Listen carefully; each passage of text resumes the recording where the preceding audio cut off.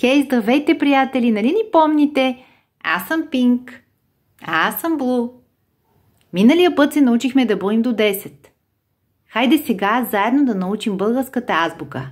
Готови ли сте? Да започваме. Азбуката ни започва с буквата А. Като ананас. А. Ананас. След нея е буквата Б. Б. Като банани. Б като банани. След това е буквата В. В. Като влак. В. Влак. Г. Г. Гълъб. Г като гълъб.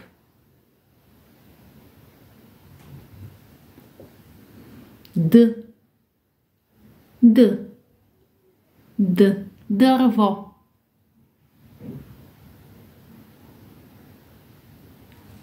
Е.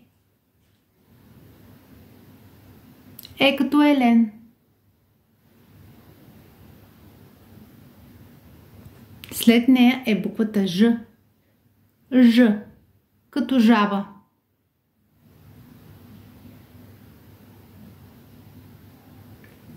След Ж е З. З. Тя прилича на тройка. З. Заек. Заек. След З е И. И. Като иглу. Там спят ескимосите. Иглу. И кратко.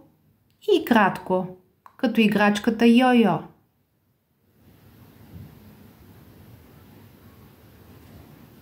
Следва К. К като кон. К.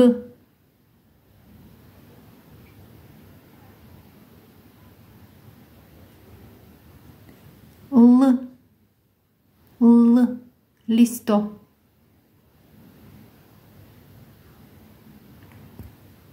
М. Буквичката М. Като маймуна.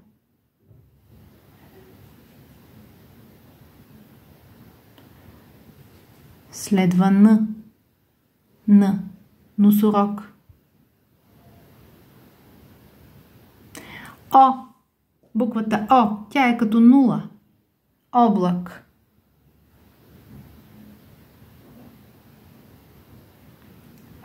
Следва буква П. П. Като планина.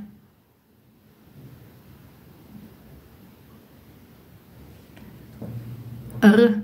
Буква Р като роза.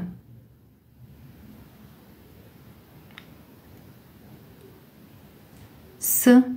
Като слон. Т. Буквата Т. Тиква.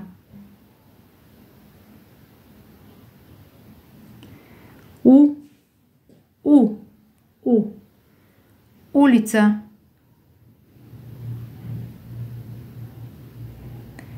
Ф като фенер. Х като хвърчило. Х като хвърчило. Ц. Цвете. Цвете. Следва Ч. Като чаша. След нея е Ш. Ш. Шапка.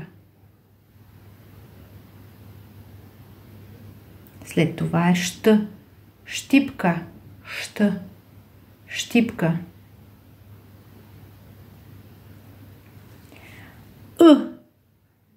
Още се нарича Р голям. Като ъгъл. Ъгъла на стаята. След Р голям е Р малък. Той си няма думичка, която започва с него. Никоя дума не започва с Р малък. Ю като ютия. И последната буква е Я като ябълка. Приятели, българската азбука има 30 букви. Хайде да ги кажем всичките.